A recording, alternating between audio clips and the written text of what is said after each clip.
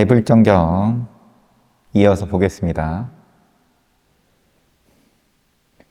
어제에 이어서 볼 부분은 장례의식인 건데, 어제 내용이 뭐였냐? 부처님께서 반열반에 드시고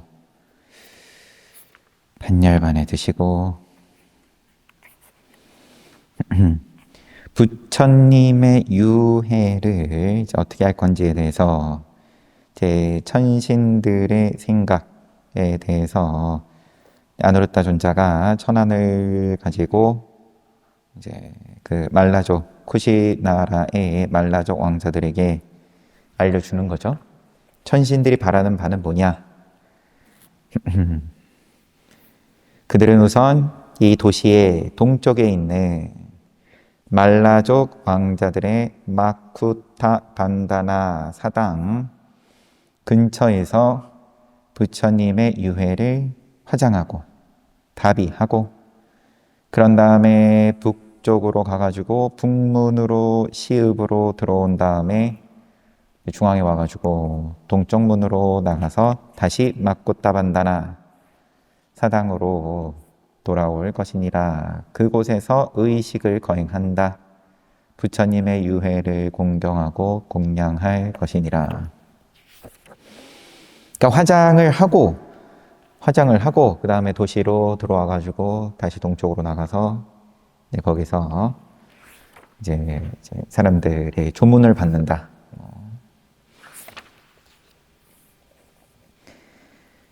그렇게 천신들이 바라는 바대로 그럼 따라서 하겠다. 쿠시나라의 왕자들이, 말라족 왕자들이.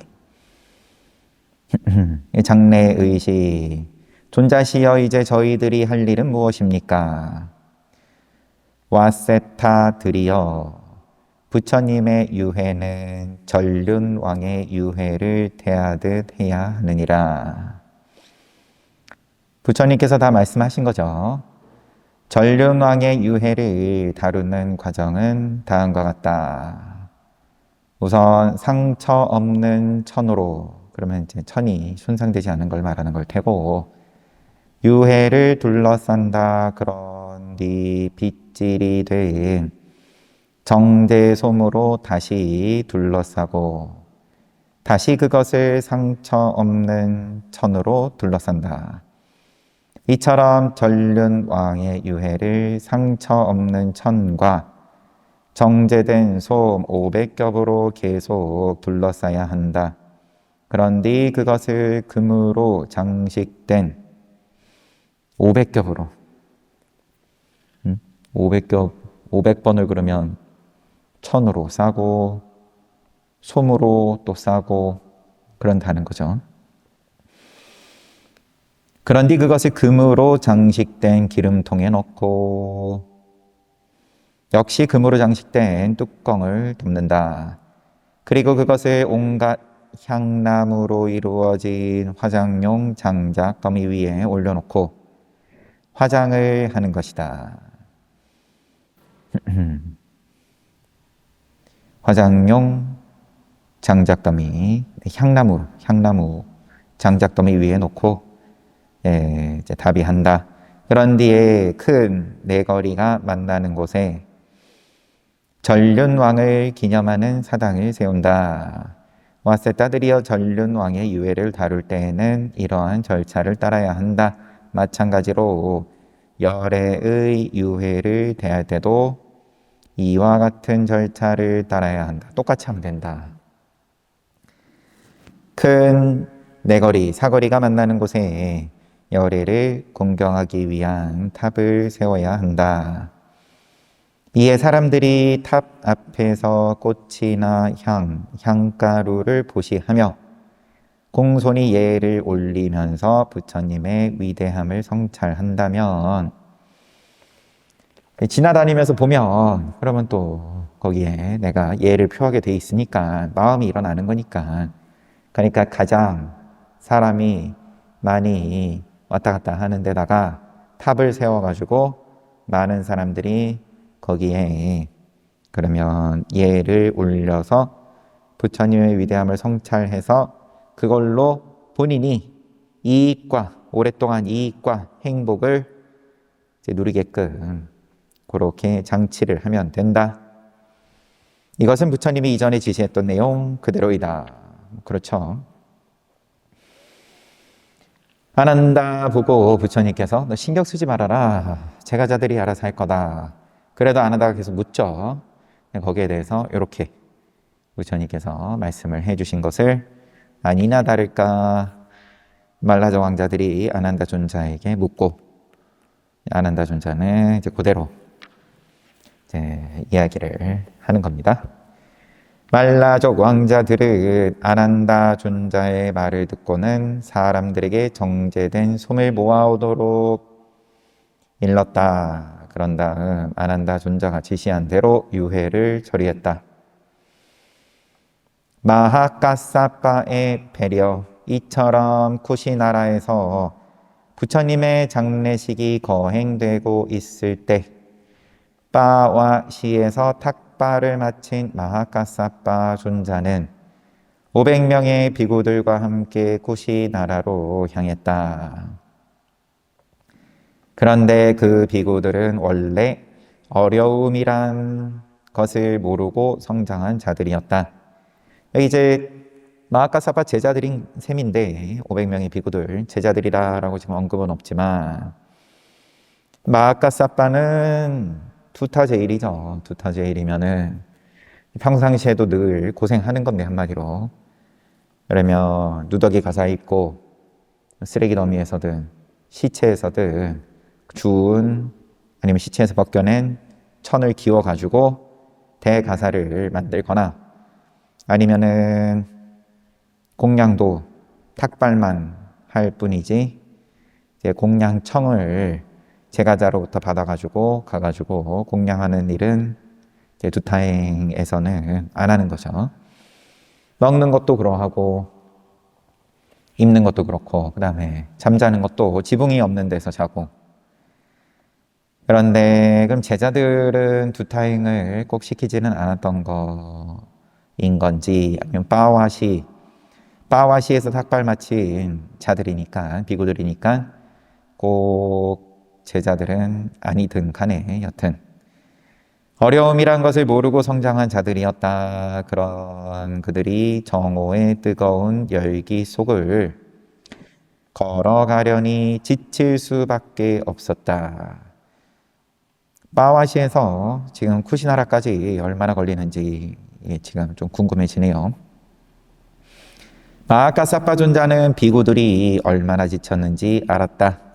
마침 얼마 있지 않으면 쿠시나라에 당도할 것이었으므로 마하카사파 존자는 마땅한 곳에서 잠시 쉬어가기로 했다. 그렇게 되면 시원한 저녁쯤에 맞춰 부처님을 친견할 수 있을 것이었다. 부처님 만나러 가는 중이에요, 지금. 그러면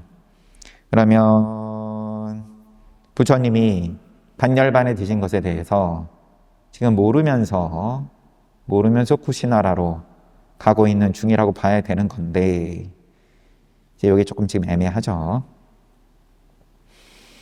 마하카사파 존자는 대의를 나무 아래에 펼치고 앉아서는 팔다리에 물을 끼얹어 열기를 시켰다. 동행하던 비구들 중 몇몇은 삼매에 들었고 어떤 비구들은 삼보의 영광에 대해서 이야기했다. 다들 여법하게 쉬었다. 그런 묘사입니다. 앉아가지고 삼마에 드는 비구도 있고 아니면 옆에 다른 도반하고 떠들기는 떠드는데 그런데 이제 부처님 내지는 부처님의 법 아니면 뭐 상가에 대해서 이야기를 했다. 그때 꾸시나라에서 빠와로 향하던 꾸시나라에서 빠와로 이제 그럼 거꾸로 오는 중인 거죠. 마주친 거예요. 향하던 한 행각 사문이 비구는 아니라는 말이고 외도 수행자라는 말이죠. 행각 사문이 그들에게 다가왔다. 그는 천상의 만다라와 꽃을 마치 일산익양 머리 위에 지켜든 채 걸어오고 있었다. 마하카사파 존자는 그의 머리 위에 있는 만다라와 꽃을 주시했다. 그 꽃은 천상에 존재하는 것으로 아주 드문 경우에만 지상에서 볼 수 있다는 사실을 알고 있었다. 마하카사파 존자가 특별한 꽃이었다. 평상시에는 안 보이고 특별한 상황에서만 볼 수 있는 꽃인데 지금 제가 저거를 왜 들고 있지? 이렇게 되는 거예요. 지금 여기서 드문 경우란 위대한 사람들이 신통력을 사용할 때나 보살이 회임할 때의 등이다. 위대한 사람들은 이 부처님 말하는 거죠. 과거의 부처님들이든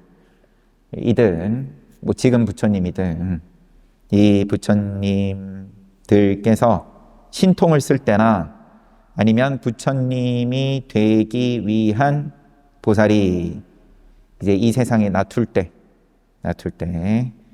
이제 뱃속에 들어올 때, 마야 부인 뱃속에 들어올 때, 그런 때나 보이는 꽃인데 저 천상의 꽃이 이 세상에 보인다는 건, 그래서 마하카사파 존자는 생각했다. 오늘은 위대한 자가 신통을 행사하는 날도 아니고 보살이 회임되는 날도 아니다. 그렇다고 보살이 탄생하는 날도 아니고 깨달음을 얻는 날도 아니며 최초로 법의 바퀴를 굴리는 날도 아니다. 언급되는 날들이 신통을 보이거나 아니면 회임하거나 회임되거나 아니면 보살이 태어나거나 아니면 성도하거나 법륜을 굴리거나 초전 법륜, 또 한 쌍의 기적을 행사하는 날도 아니고 33천에서 내려오는 날도 아니며, 이제 이렇게 한 번씩 보면 이 33천 몇 번째, 6번째, 7번째인가 안거를 33천에서 보내셨죠? 거기서 아비담마를 설하셨다. 아비담마를 끊이지 않고 설하셨다. 그렇게 언급이 됐죠. 심지어 탁발을 위해서 다시 지상에 인간 세계에 내려오실 때에도 화작해가지고 계속 아비담마 설하게 하고 부처님은 이 세상에 다시 내려와서 탁발하시고 공양 드시고, 그 아비담마에서 내려올 때 이것도 이제 의미가 작지가 않은 거예요. 이런 때에도 이제 그런 때 그 대지가 진동하는 날은 아니기는 한데, 이런 천상의 만다라와 꽃이 드러나는 날이다. 명행을 버리는 날, 3개월 전이었죠. 부처님께서 아유상카를 내려놓았다. 아난다 존자에게 계속 힌트 줬는데도 못 알아들어가지고는 부처님이 정명을 다 누리실 때까지 이 세상에 남아주십시오라고 붙잡지를 못해가지고, 하지만 일체지를 아시는 부처님이시니까 그런 것까지도 다 이미 아는 상황에서 이제 모양을 그렇게 쓰셨다라는 뉘앙스로 앞에서 우리가 봤고, 명행을 버리는 날도 그때는 진동했죠. 그래가지고 그제서야 정신 차린 아난다가 부처님께 와가지고 이게 무슨 일입니까? 이야기가 이렇게 들어갔는데, 명행을 버리는 날도 아니다. 그렇다면 우리 스승께서 이미 반열반에 드신 것임에 틀림없다. 지금 저 천상의 만다라 꽃이, 이 만다라와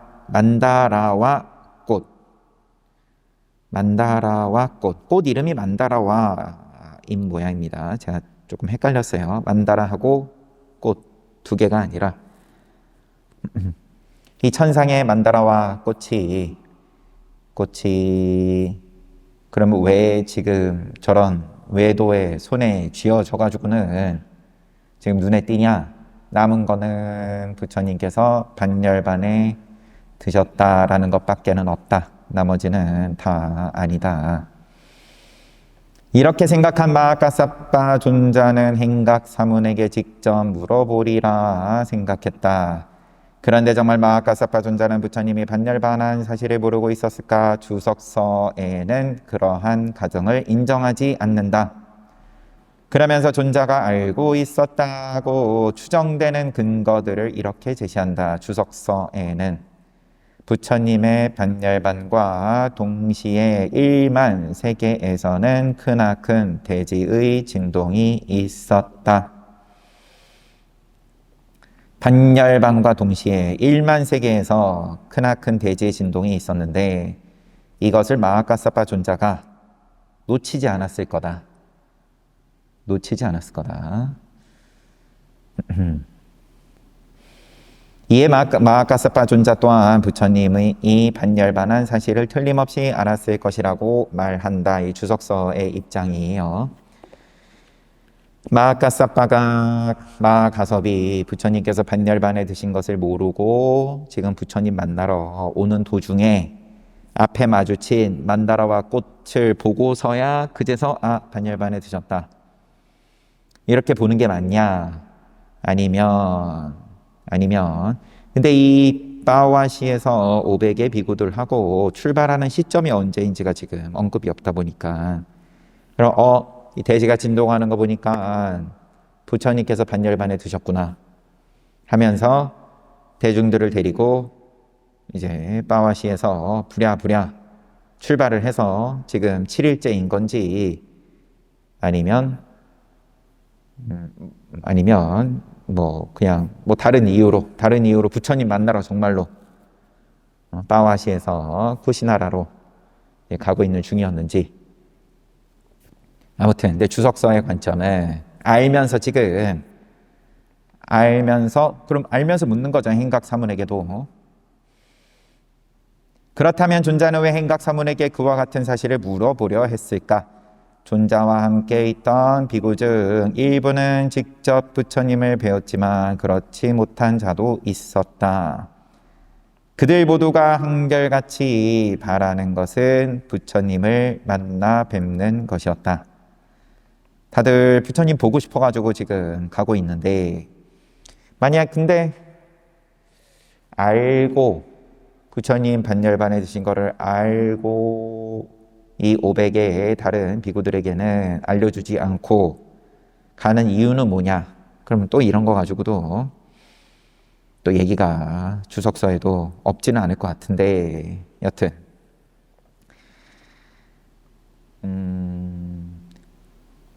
그들 모두가 한결같이 바라는 것은 부처님을 만나 뵙는 것이었다. 이에 마하가사파 존자는 생각했다. 쿠시나라에 도착해서 부처님이 반열반 했음을 알게 된다면 이 나머지 대중들이 가가지고 부처님 만나러 왔는데 부처님 돌아가셨습니다. 이러면 쇼크죠. 저들은 슬픔을 견디지 못하고 울고 고함치고 옷을 내던지고 가슴을 두드려대는 등 비참한 광경을 연출할 것이다. 그러면 사람들은 이렇게 말할 것이다. 저 비구들은 모두 분소위를 입었건만 그러면 다 두타행을 하는 입장들이어가지고 분소위를 입었다라고 하든 아니면 그냥 관용적으로 다 출가자인데 다 비구들인데 여인네처럼 울고 있다. 자기 스스로도 억제하지 못하면서 어떻게 우리를 위로해 줄 수 있겠는가? 하지만 저들이 지금 이곳에서 슬픈 소식을 듣고 지금 여기 쉬는 중에 남들 안 볼 때 여기서 울고 싶은 만큼 운다면 사람들의 비난에서 자유로울 수 있다. 저들이 슬픈 소식을 일찍 접한다면 구시나라에 도착했을 때 충격을 받지 않을 것이고 가가지고는 좀 이제 감정이 격해져 있는 게 좀 잦아들고 추한 모습 안 보인다. 충격을 받지 않을 것이고 슬픔도 어느 정도 견뎌낼 수 있을 것이다. 마하가사파 존자는 앉은 자세로 부처님에 대해 언급하는 것은 예의가 아니라 생각하고는 자리에서 일어나 자신이 앉아있던 곳에서 몇 발짝 물러났다. 그때 존자는 부처님으로부터 받은 덤푸른 법복을 머리에 뒤집어 쓰고 있었는데 검푸른 법복 이게 부처님께 받은 이 법복이 그러면은 처음에 출가할 당시에 가사를 서로 바꿔 입죠. 부처님께서 마가섭이 깔아준 그 가사를 만지면서 이거는 참 좋은 가사다 그러니까는 부처님께서 받아주십시오. 그러면서 그럼 넌 뭐 입을래? 그래서 부처님 지금 입고 계신 걸 자기가 입겠다. 이제 이렇게 되죠. 그때 받은 거이겠죠 아마도. 근데 왜 색깔이 검푸르지? 근데 머리에 뒤집어 쓰고 있었다. 이것은 아마도 지금 더위를 이제 좀 피하기 위한 휴식이니까 앞에 지금 팔다리에 물을 붓고 근데 이때는 대가사를 바닥에 깔고 앉았다고 나왔는데 바닥에 깐 건 깐 거고 부처님께 받은 거는 그러면 머리에 뒤집어 쓴 거라고 봐야 되는 걸라나요? 지금 그게 중요한 건 아니겠지만 그래서 이 태양을 피하기 위해서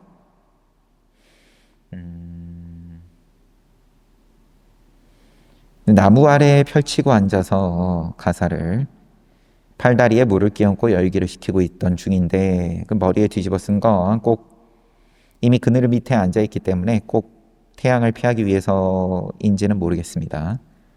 그 모습이 마치 흰 찻단타 코끼리가 홍옥에 박힌 천을 머리에 뒤집어 쓰고 있는 것 같았다. 존자는 광채가 이글거리는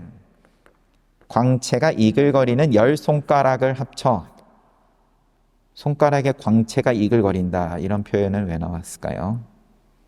광채, 손가락이 빛난다. 30 이상에도 손가락이 빛나는 걸로는 제가 지금 기억이 없는데 여튼 그만큼 지금 이제 부처님에 대해서 본인이 마하카사파가 이야기를 꺼내는 중이니까 그만큼 앞에 있는 거는 행각사문이기는 하지만 부처님 대하듯이 그렇게 예의를 표했다. 이마 위에 올린 후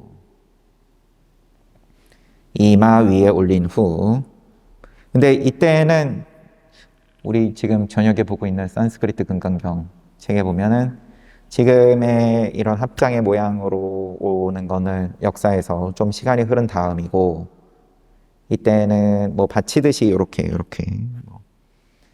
했었을 것이다 라는 근거 자료가까지는 제가 막 세세하게 보지는 않았지만 그러면 합장한 뒤에 이마 위로 올린 후 그냥 요 글자만으로 표현하면 그냥 합장하고 이마 위로 이렇게 올리고 행각사문에게 물었다. 버시어 그대는 우리 스승을 아는가? 마하카사파 존자의 질문을 받고 행각사문이 대답했다. 예 버시어 저는 그분을 알고 있습니다. 사문 곧다마께서 서거한 지 7일이 지났습니다. 열반에 드신 지 7일이 됐습니다. 7일이 지났다. 그럼 8일째라는 건지 지금 7일째라는 건지 이 천상의 만다라와 꽃도 그분께서 서거한 곳에서 가지고 온 것입니다. 행각사문의 말이 끝났을 때였다. 아니나 다를까 500명의 비구 중 집착과 분노를 다 여의지 못한 자들이 탐진치가 남아있는 자들이 그러면은 수다원과에 아직 오르기 전인 비구들 포함 수다원과 예륙과죠. 예륙과 그 다음에 일렉과 거기까지도 아마 이제 손을 들어 올리면서 울기 시작했다. 그들은 바닥을 이리저리 뒹굴면서 비통해했다. 부처님께서 이처럼 빨리 반열반에 드시다니 선석께서 이처럼 빨리 반열반에 드시다니 지혜의 눈을 지니신 분이 세상에서 사라지셨다니 라고 비통해했다. 그러나 감각적 집착에서 벗어난 비구들은 그러면은 수다원과부터라고 보거나 더 엄격하게 보면 불환과 아나함과 이상 모든 유의법은 본성상 무상하다. 항상하지 못하다. 결합되었으며 흩어진다. 어제 이제 뭐 천신의 왕 사카의 개송 다시 한번 보면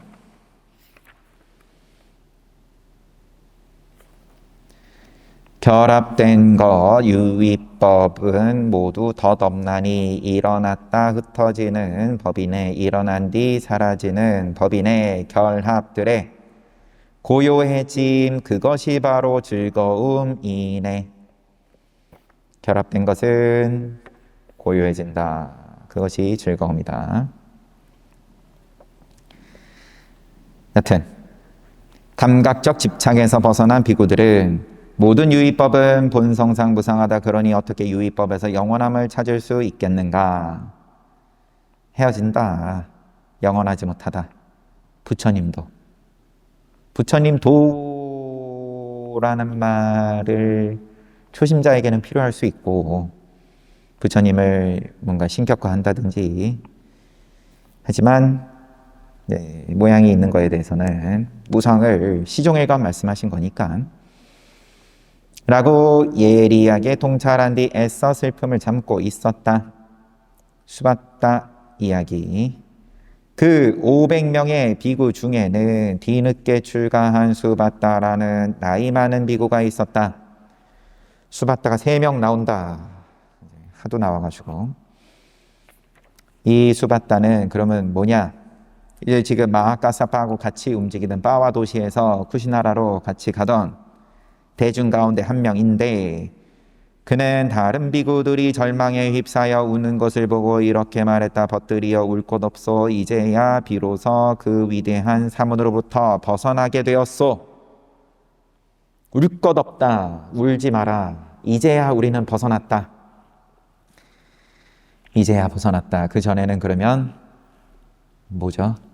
잡혀 있었다는 건가요? 꼼짝 못하고 있었는데 이제 벗어났다. 독립이다. 자유다. 그는 항상 우리를 피곤하게 하지 않았소. 이것은 적절하다. 이것은 적절하지 않다라며 언제나 잔소리만 해댔던 사람이오. 이것은 적절하고 이것은 적절하지 않고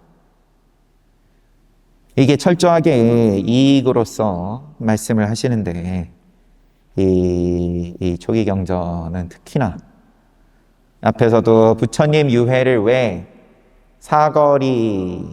사거리에다가 탑을 세워야 되냐? 부처님의 유해를 가지고 사람들이 지나다니면서 거기에 공경의 예의를 표하면 오래도록 이익과 행복이 있다.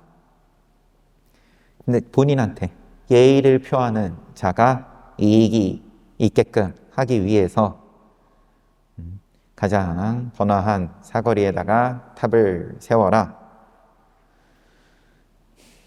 그것이 곧 이제 전륜왕의 장래의 모양이고 또 부처님도 똑같이 하면 되고 그래서 여기서 이제 적절하다. 이거 적절하다.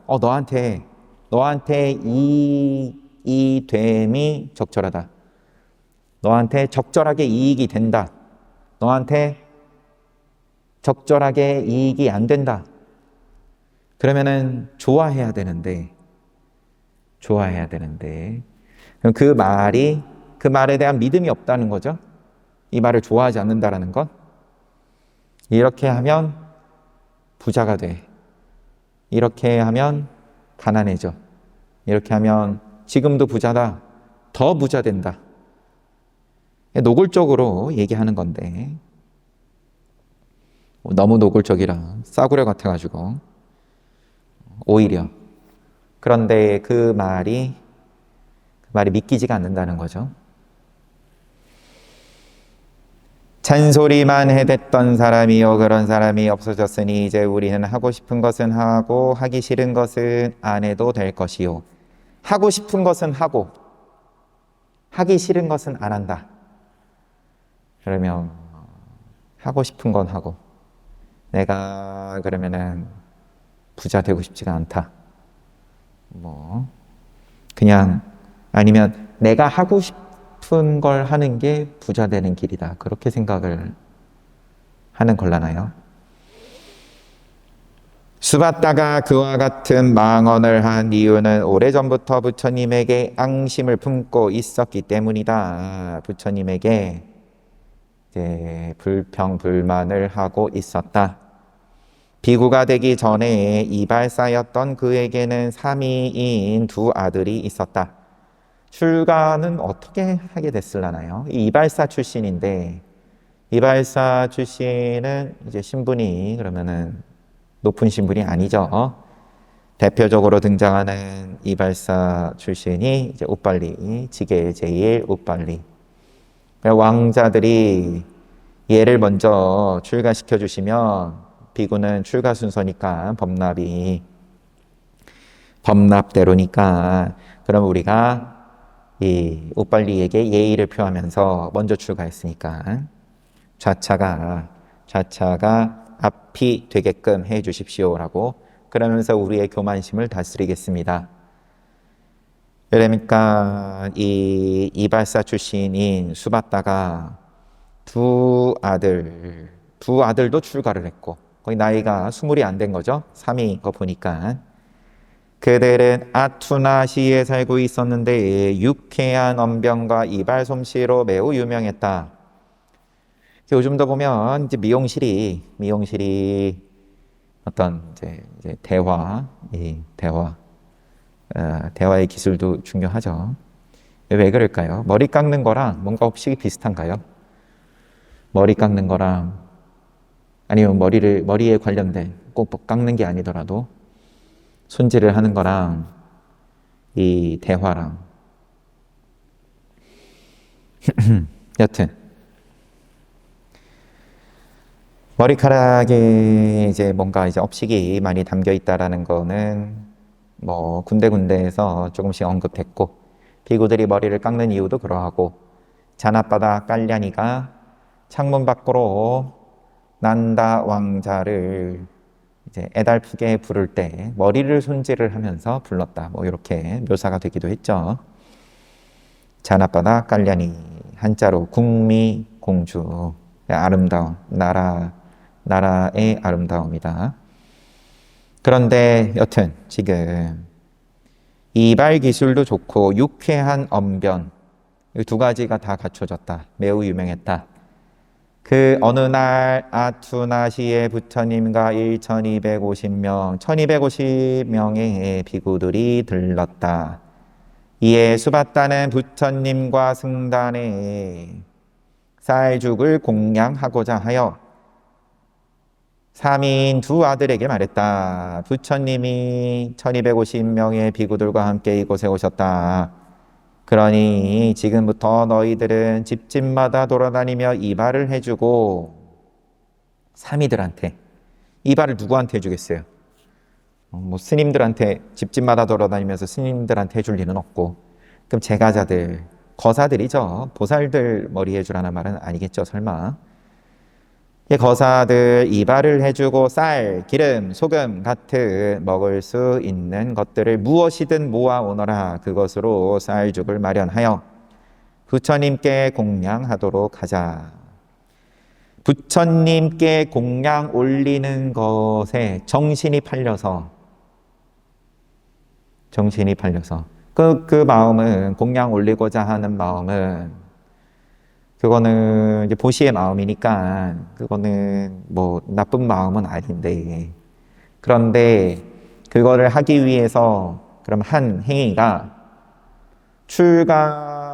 출가하면서 다 버리고 떠나온 그 제가자 일대 업식을 자기가 혼자 하는 것도 아니고 아들들 동원해가지고 보내가지고 시켜서 먹을 거를 얻어오고 부처님께서 이 시종일관 이 대불정경 볼 때 법문을 절대로 먼저 안 하시죠. 이렇게 말하면 좀 이상합니다. 정정을 하겠습니다. 법문 먼저 하시는 자리에서는 하시지만 그런데 뭐 예를 들면 비구들이 제가자에게 칭찬하는 말이라든지 뭐 건강을 염려하는 말이라든지 이런 게 아마 계율에서도 금해 놓았고 이제 왜냐하면 그런 것들은 다 이 공양을 받기 위해서 좋은 말을 하는 의도가 담겨 있다 이런 거죠. 탁발 나갈 때는 입 다물고 있죠. 바로 들고 입 다물고 있습니다. 주면 주고 안 주면 건너뛰는 거고 지나가는 거고 그래서 공양청을 받았다 아니면은 공양청을 받아서 그러면은 상대방이 부처님 또는 상가 대중을 모셔가지고 공양을 야법하게 올리고 그럼 그 다음에 법문을 하죠. 법문을. 법문을 하고 그리고 공양을 올리겠다고 할 때 거절하는 장면이 있었습니다. 지금 정확하게 어떤 묘사였는지 기억은 안 나지만 그래서 이게 순서가 중요하다.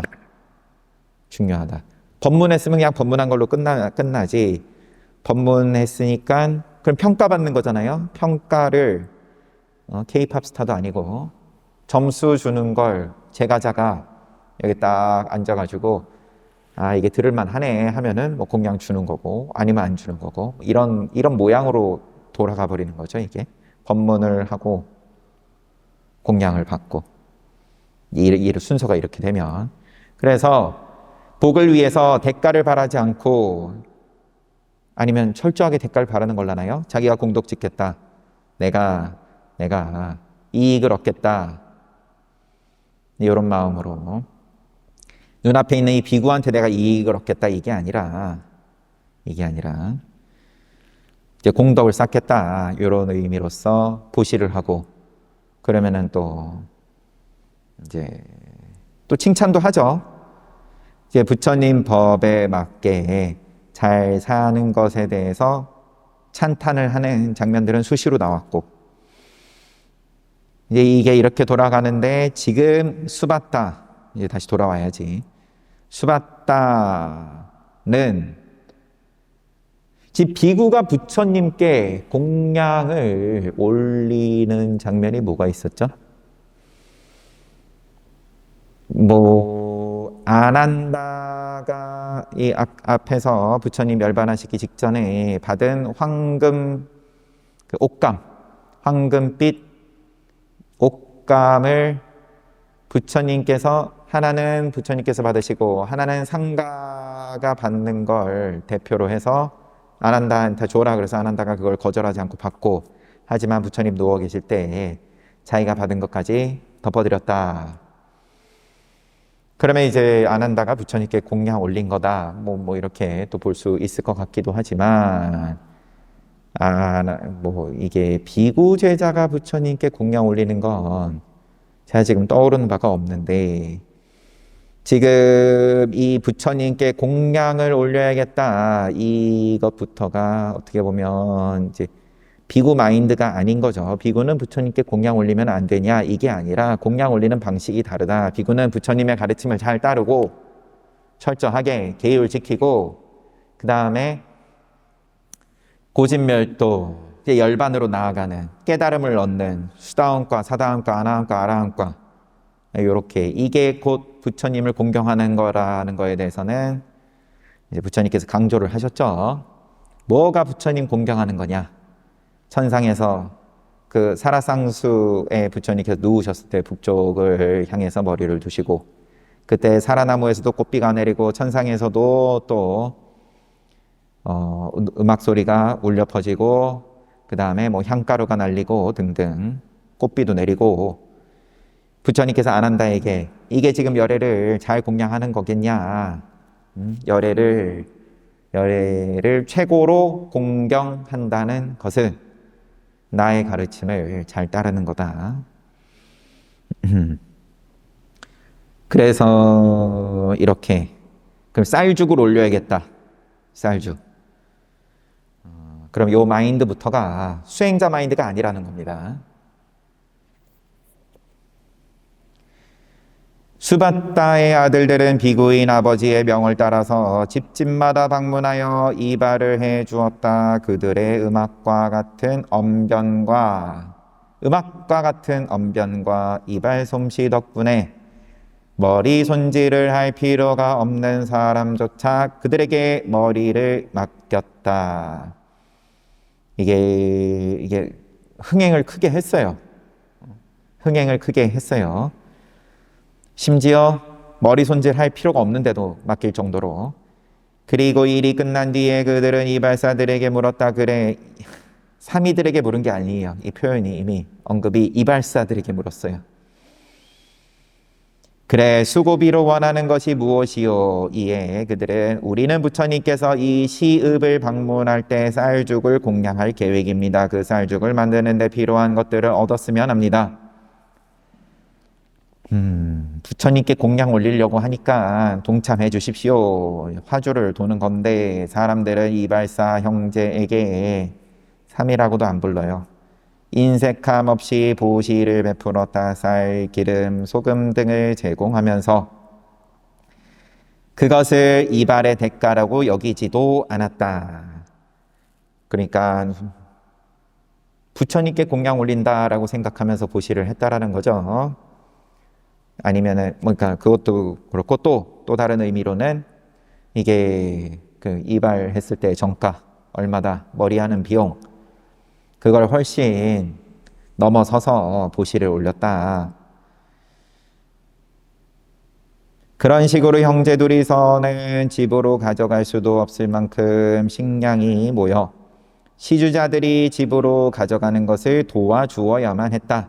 둘이서는 들지도 못하고 사람 보내가지고 이제 날라줘야 될 지경이었다. 그만큼 크게 흥했다. 복이라면 복인데 마을의 복인 거죠. 그때 아투나에 도착한 부처님 오셨어요. 1250의 비구들인데 1250은 보통 뭐 금강경 봐도 그렇고 시작할 때 아라한들 언급하는 거죠. 아라한들. 초기에 설례 비구들 오노라 비구요 하면은 이미 다 이 법납 60년의 모양이 갖추어지던 그러한 설례 비구들 1000명은 우루엘라 까사빠 까사빠 삼형제하고 동생 2명 500명 300명 200명 물론 그 전에 처음 깨달음을 얻은 오비구 5 수행자들이 있고 그 다음에 야사하고 그의 친구들 해가지고 또 있고 그리고 그 사리불 존자하고 몽견 존자하고 또 같이 데리고 온 250명의 무리들 뭐 그렇게 보통 이야기를 하죠. 1250 다 아란이에요. 심지어 그냥 비구들도 아니고 그때 아투나에 도착한 부처님은 어느 지프로 엮은 집으로 들어갔다. 그날 저녁 수바타 비구는 마을 사람들에게 선언했다. 수바타 비구는 마을 사람들한테 제자들이여 나는 내 어린 아들들이 모아온 식량으로 쌀죽을 요리할 수 있는 식기 외에는 아무것도 원하지 않는다. 말이 좀 애매해요. 그러니까 쌀죽을 요리할 수 있는 식기를 가져와라. 그냥 이 말을 거꾸로 한 건지. 그런뒤 그는 암갈색의 허리띠와 암갈색의 상의를 입고 몸소 요리를 감독했다.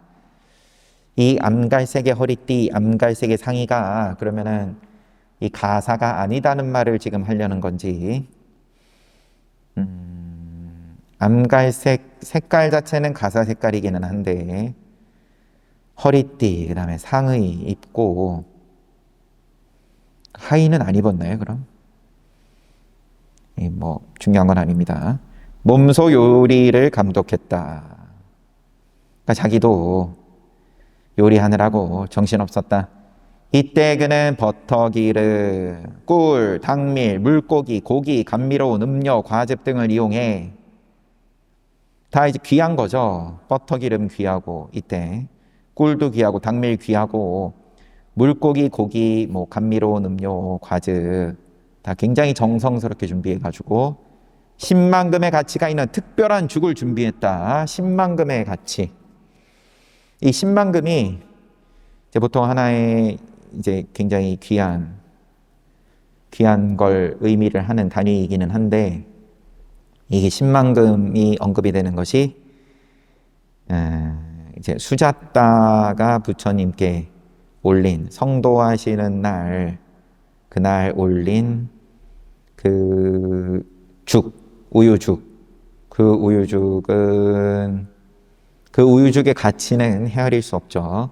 소를 1000마리에서 짜서 500마리 쭉쭉쭉 해서 8마리까지 정제를 그만큼 압축해가지고 한 다음에, 그런데 부처님께 그 공양이 올라갈 것을 안 천신들도 수자단의 눈에는 안 보여도 달라붙어가지고 천상의 영양분을 꽉꽉 채워가지고 만든 죽을 황금 그릇, 황금 바루인데 그 황금 바루의 가치가 10만 금이라고 나왔죠. 그래서 요 그릇 가치가 10만 금인데 이제 거기에 담아가지고 부처님께 올리고 부처님께서 그것을 49모금으로 나눠가지고 다 잘 드시고, 그릇은 이제 네란자라 강인가요? 이제 강에 가가지고 겐지스 강인가?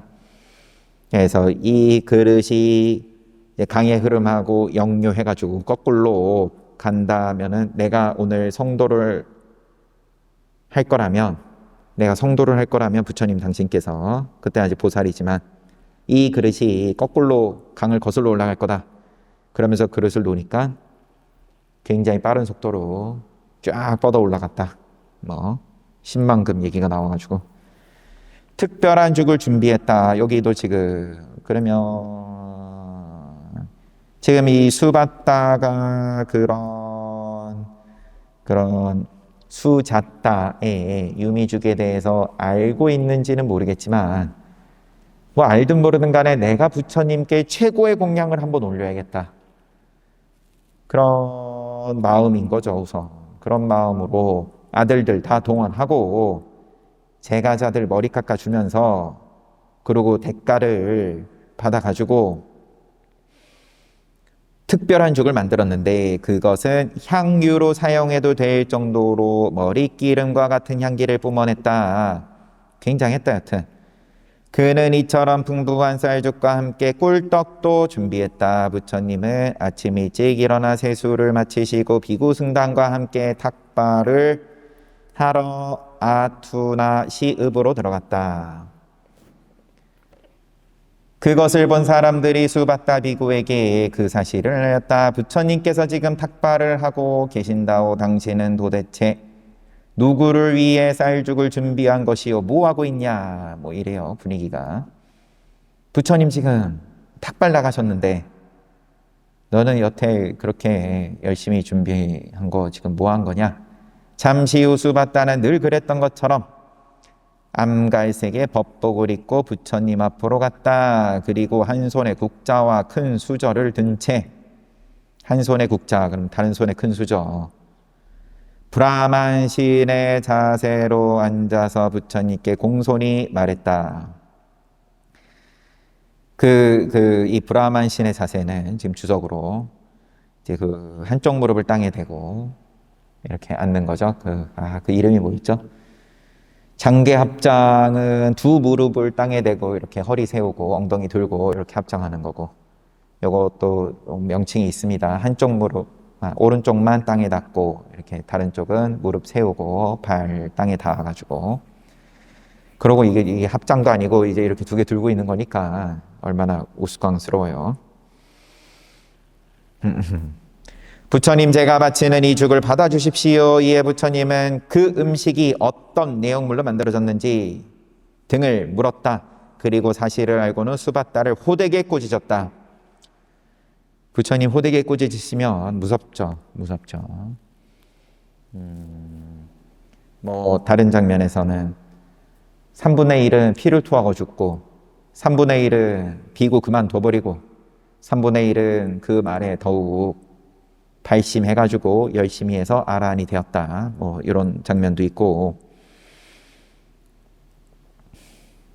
잘못을 굉장히 신랄하게 호되게 꾸짖고 하니까 제가 이처럼 앙심을 품을 만한 거죠. 부처님 잘 죽었다. 진짜 그런 말을 한 셈인데 슬퍼할 거 없다. 우리는 이제 편안해졌다. 자유다. 부처님은 그런 후 다음과 같은 계속 계율을 새로 제정했다. 계율을 정하셨어요. 호되게 꾸짖고. 부적절한 행위를 떠맡는 것은 악작의 범죄에 해당한다. 두 번째, 이발사였던 자가 이발사의 장비를 보존하는 것은 악작의 범죄에 해당한다. 부적절한 행위를 떠맡는 것은 악작의 범죄다. 이게 지금 조금 애매한데, 지금 이 이야기 속에서 부적절한 행위를 떠맡는 것, 그러면 이제 그렇게 이발해주고 음식을 받아오고, 뭐 지금 부적절한 행위가 뭐 하나만 딱 꼬집어서 얘기하기에는 처음부터 계속 뭐 다 요리하는 것도, 지금 요리를 해서는 안 된다, 비구가 그 계율이 있는 상황이었을 겁니다. 근데 지금 요리를 했다라는 말이 없어요. 요리를 감독했다라고만 나오고, 이 부분도 제가 원래 알고 있던 거하고 조금 달라서 저는 요때 이제 요리를 한 것을 혼나고 그 다음에 계율이 생겼다, 이제 그 정도로만 알고 있었는데, 아무튼 그리고 이발사였던 자가 이발사 장비를 들고 있으면 이제 계율에 어긋난다, 범죄하는 거다. 머리는 주기적으로 깎아야 되고 삭발해야 되니까. 그런데 그거 말고도 뭔가 이발사의 장비가 있는 거겠죠. 이제 생활사에 대해서는 구체적으로 잘 모르다 보니까. 그런데 그거를 이 계율만 놓고 치면 그냥 다른 비구들이 그냥 갖고 있는 거, 그런 것까지는 괜찮은데, 자기가 원래 출가 전에 하던 업이 이발사였으면 갖고 있으면 안 된다, 이런 거죠.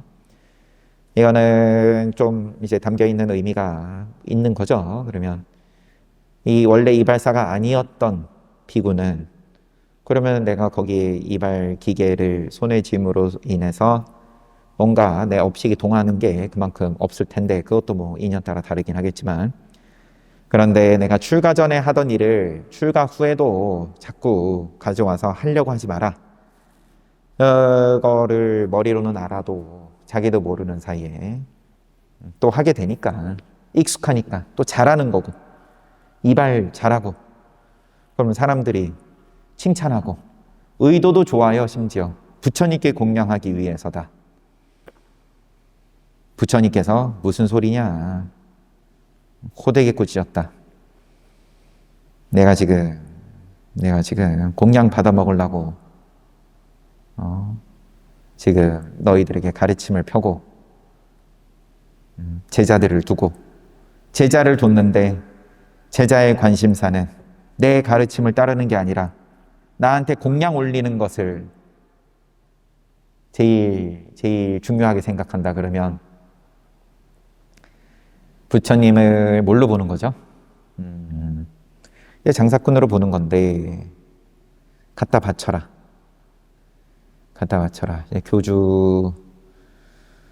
교주도 자기 가르침 따르는 걸 더 좋아할 건데, 여튼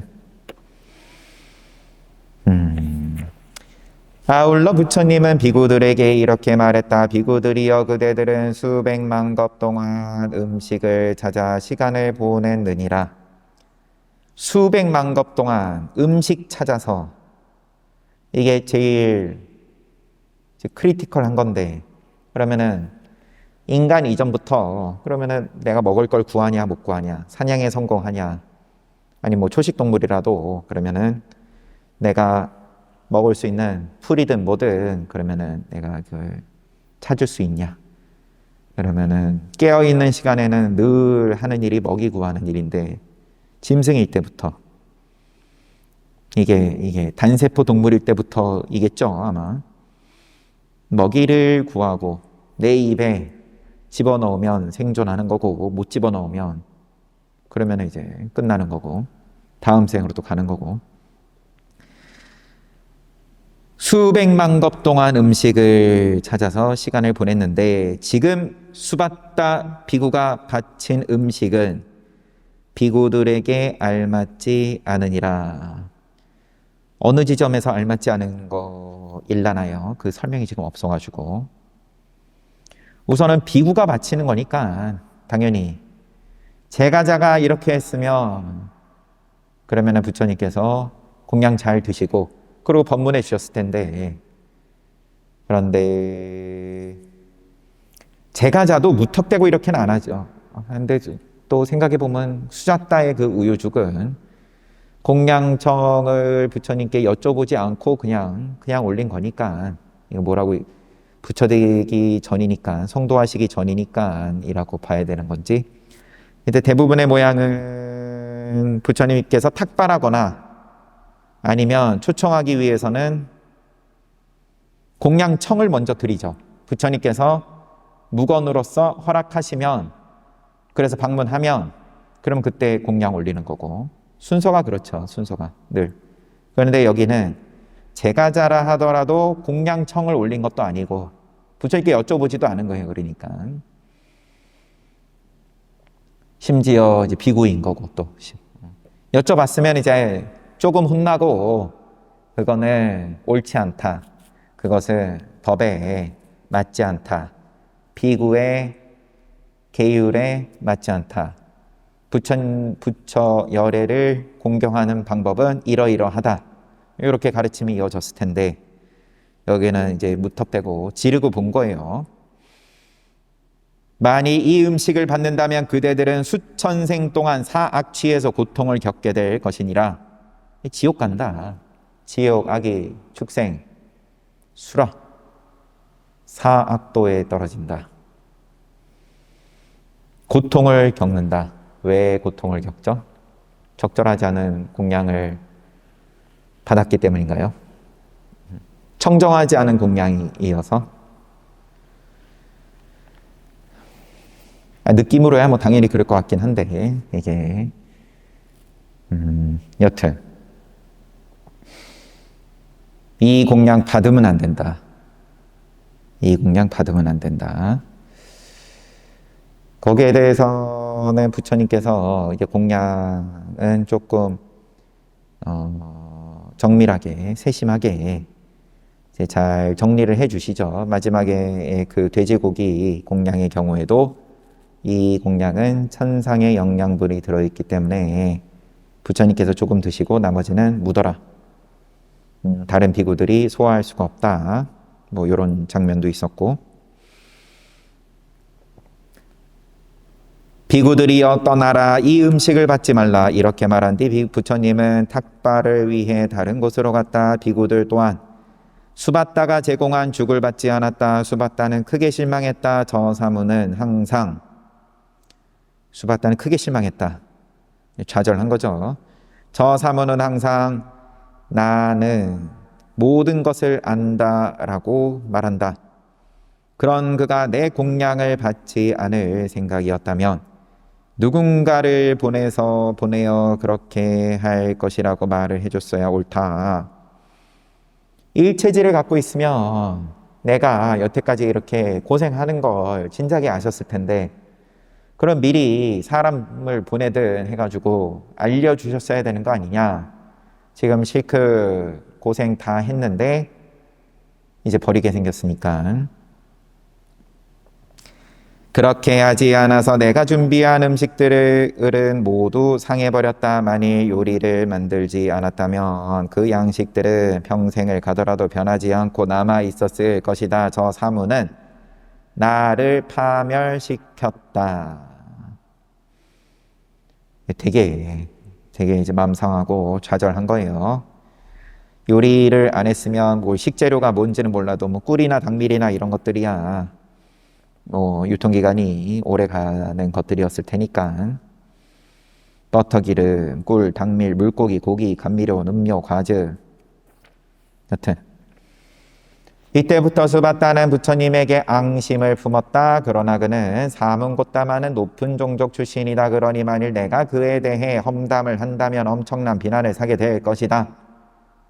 본인은 출신이 낮으니까, 이게 출가해서 출신이 상관이 없어졌다 하더라도 비구 그런데 가만히 부처님을 비난하는 거니까 출신하고 상관없이 부처님 비난하는 건데, 그러면은 부처님 따르는 다른 제자들이 가만히 안 있었을 테고, 그 다음에 또 이게 무시할 수가 없는 거겠죠.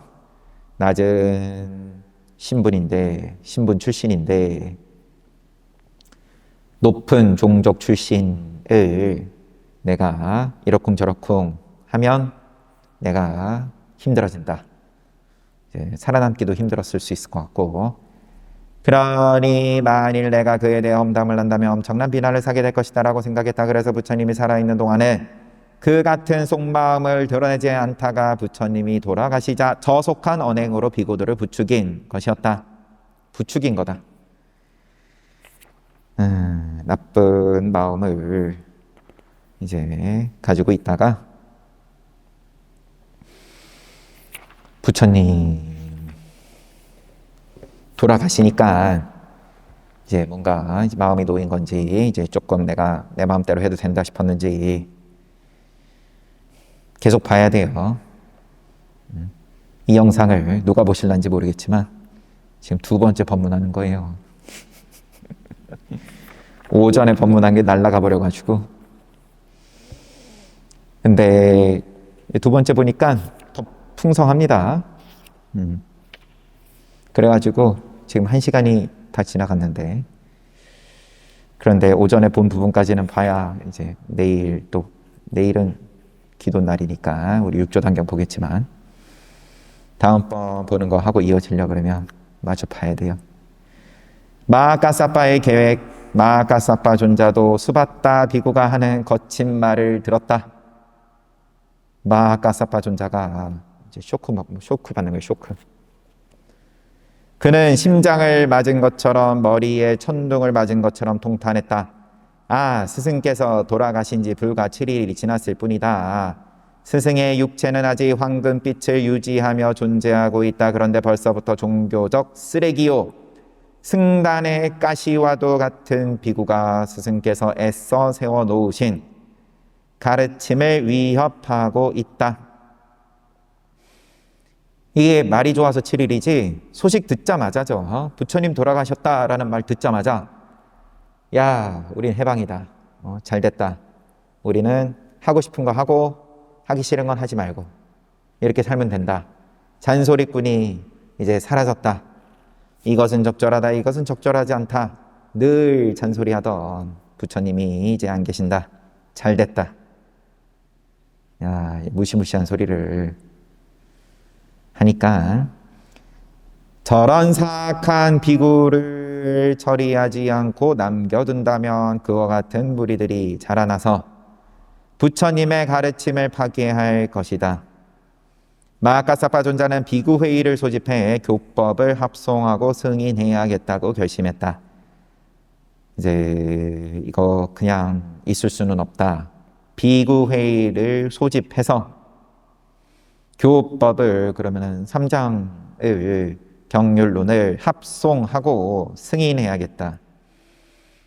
만일 내가 지금 당장 저 늙은 비구를 쫓아내며 조롱한다면 사람들은 이렇게 말할 것이다. 사문꽃다마께서 돌아가신 지 얼마 되지도 않았는데 제자들은 벌써부터 싸움질이구나. 부처님의 가르침은 아직 큰 꽃무더기일 뿐 화환으로 끼어진 것은 아니다.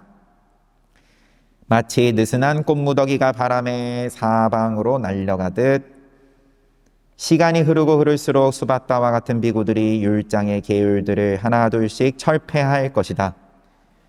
저런, 이 표현 직접 표현한 거예요. 저런 쓰레기 때문에, 종교적 쓰레기 때문에 부처님 가르침이 이제 신압으로 점점 흩어질 거다.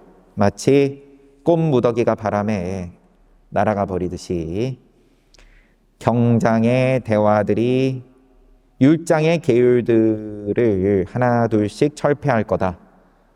율장의 계율들을 당연히 안 지키겠다는 말을 방금 한 거니까 부처님께서 적절하다, 적절하지 않다 말한 거는 됐다, 이제 안 지켜도 된다, 잔소리꾼 사라졌다, 이런 거니까 경장의 대화들을 하나둘씩 줄어들게 할 것이다.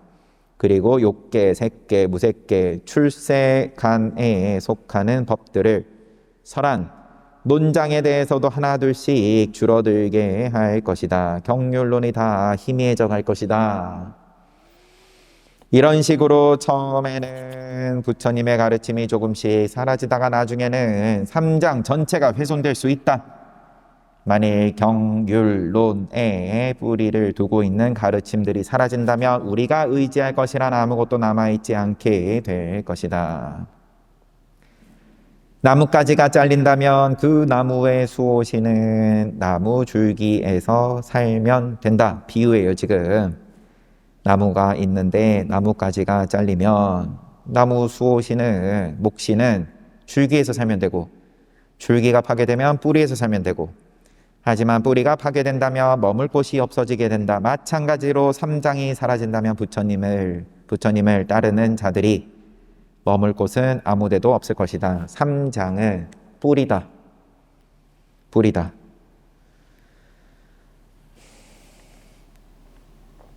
그러므로 비구들의 모임을 개최해서 법과 유를 합송해야 된다. 그렇게 함으로써 부처님의 가르침을 적절한 순서로 정리하게 될 것이다. 마치 꽃들을 조심스레 화환으로 만든 것처럼 부처님 가르침에 대한 공격을 견딜 수 있을 것이다. 부처님은 삼가부타를 걸어 구시나라로 오셨다. 그것은 내가 당신께 마지막 예를 다할 수 있도록 하기 위함이었다. 이 말만 보면 마하가섭이 있는 곳으로 빠와 도시 가까이로 오셨다. 부처님은 남쪽에서 북쪽으로 계속 오신 겁니다. 제가 알기론. 그러면 빠와는 그보다 더 북쪽에 있다고 봐야 이 말을 방금처럼 이해하는 것이 합리적일 텐데. 여튼 부처님은 3가지 교훈을 설하신 뒤에 나를 비구로 받아들이셨다. 이 교훈 3가지가 뭐였죠? 지금 기억나는 것은 마하가섭을 위해서도 부처님께서 마중 나가셨죠. 3가부타. 4가부타가 1요자나입니다. 하루에 걸을 수 있는 거리에 4분의 3 정도 걸어가셔가지고 걸어가서 마중 나가신 거죠. 마하가섭을. 여기서 이 말대로 치면 이 열반도 어떻게 보면 마하가섭에게 3가부타 와주신 거고, 그래서 처음에 교단에 들어올 때 부처님께서 마하가섭에게 이제 강조하신 부분이, 너는 몸도 잘생겼고 얼굴도 잘생겼고 가문도 높은 종족 출신이고 머리도 좋고 지혜롭고 다 갖췄기 때문에 너는 대중생활을 할 때 다른 비구들이 하는 말을 끝까지 들어야 된다. 이런 말씀을 하시죠. 어느 누구도 사실상 마하가섭의 성에 안 차겠죠. 아주 높은 큰 제자들이 아닌 다음에는. 대부분은 마하가섭의 수준에 못 미치는 소리들을 할 텐데 그래도 그걸 끝까지 들어줘야 된다. 그게 아마 3가지 교훈 중에 들어있지 싶습니다. 여기서 말하는 3가지 교훈. 또한 당신께서 입고 있던 법복을 내게 베푸셨다. 그리고 달의 비유를 담고 있는 수행법을 설하실 때 나를 본보기로 삼으셨다. 그 일들을 통해 당신의 가르침을 보존하는 일을 내게 맡기시겠다는 것을 알 수 있다. 주석을 잠깐만 보면 3가지 교훈에 대한 교설은 쌍요타 니까야의 까사빠 쌍요타를 참조. 그래서 부처님께서 명시적으로 내가 열반한 뒤에는 마하가섭이 교단을 이끌 거다 이런 말씀은 절대 안 하신 거죠. 오직 이제 자등명 법등명인 건데 자기를 의지처로 삼고 그 다음에 법을 의지처로 삼아라. 또 아난다 존자에게 당부했던 4가지 중에 한 가지가 내가 반열반에 들었다고 스승이 없다고 생각하지 말아라. 경이 있고 율이 있다.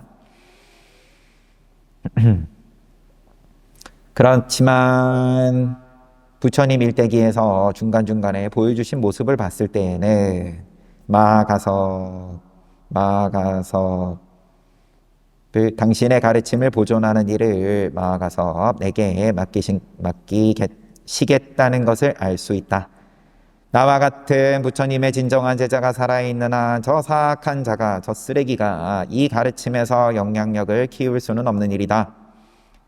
악행이 발판을 얻기 전에, 악행이 진실한 법을 훼손하기 전에, 새로 정한 규칙이 근거를 얻기 전에 위조된 규정이 유를 방해하기 전에, 이단자들이 지배력을 발휘하기 전에, 정법진인 자가 이지러지기 전에, 부처님에 대한 것을 잘못 전하는 자가 강한 힘을 얻기 전에, 부처님의 가르침에 대한 신실한 옹호자가 이지러지기 전에, 경장과 율장과 논장을 합송하고 만장일치로 승인하는 결집대회를 개최해야겠다. 근데 논장은 합송 안 하는 걸로 아는데 경과 율을 먼저 하고 그다음에 경 하는 걸로 하죠. 1차 결집 때. 아니면 논장의 내용이 사이사이에 다 들어가 있는 건지. 여튼 근데 여기 보면 악행이 발판을 얻기 전에, 그 다음에 새로 정한 규칙이 근거를 얻기 전에, 그러니까 새로 규칙 정하는 걸 굉장히 경계하십니다. 이제 이 부처님의 가르침 자체가 그냥 기존에 하던 대로 하면 된다. 뭔가 새로 정하는 것에 대해서 여러 장면들에서 나오죠. 통치자가 번성하는 7가지 덕목에서도 기존에 있던 법을 존중하고 새로운 법을 만들지 않고, 그게 번성하는 덕목인 거고, 그 다음에 대화다따가 네 가지 우리 더 엄격하게 수행합시다 명분 삼아서 들고 왔을 때도 부처님께서 거절하시고, 두타행 하고 싶으면 해라, 하지만 뭐 하고 싶지 않으면 못하면 안 하든 못하든 그렇게까지 요구는 안 한다. 네, 그러니까 왓지국의 출신 비구들 500명을 데리고 교단을 분열을 시켰다가 사리불이 다시 데리고 오죠. 사리불하고 목련 존자께서. 여튼 새로운 걸 만드는 걸 안 좋아합니다. 그래서 경률론을 합송하고 만장일치로 승인하는 결집대회를 개최해야겠다.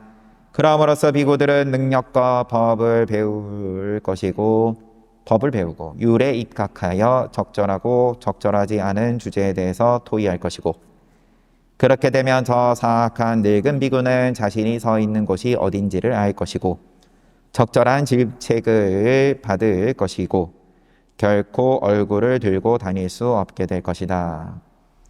지금 뭔가 정리정돈이 필요하다.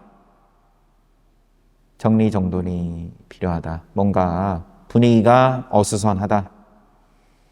저런 자들이, 저런 말도 함부로 해서는 안 되지만 저런 말을 하는 자들이 고개를 들고 다닐 수 없도록 단속해야 된다. 분위기 잡아야 된다. 그리고 무엇보다 부처님의 가르침이 잘 밝혀지고 번창하게 될 것이다. 그러나 마하카사파 존자는 자신의 계획을 아무에게도 털어놓지 않았다. 다만 슬픔에 빠진 비구들을 위로했을 뿐이다.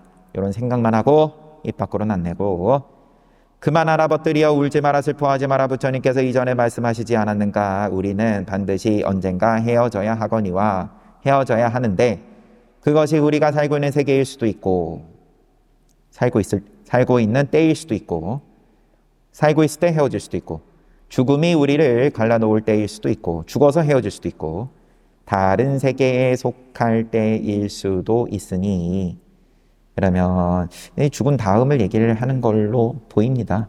그래서 서로 다른 데서 태어나서 한 명은 천상, 한 명은 뭐 또 다른데, 우리에게 가장 가깝고 가장 사랑스러운 것의 본성은 헤어지는 것이라고. 가장 헤어지고 싶지 않은 것의 본성은 헤어지는 거다. 벗들이여 지금 어디에서 헤어지지 않는 것을 얻을 수 있겠는가? 이미 생했고 이루어졌으며 결합된 것이고 부서져야 하는 법을 두고 어떤 누구도 부서지지 말라고 할 수는 없지 않겠는가? 어느 누구도 그렇게 원할 수는 없는 법이다. 이제 뭐 그냥 말이 뭐 원하는 것이만 절대로 손에 쥐어지지 않는다. 좀